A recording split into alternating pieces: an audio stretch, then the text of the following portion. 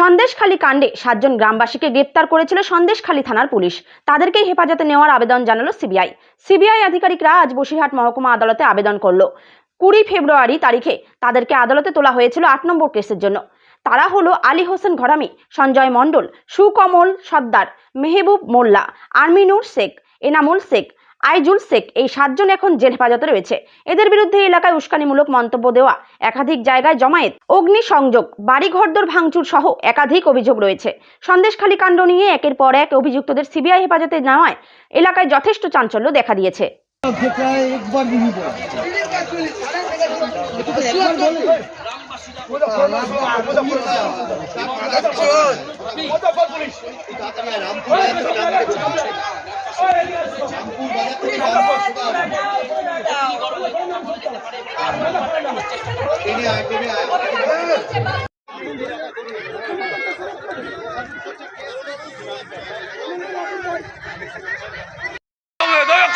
শুধু দূরে কনে জোরে দে ছোট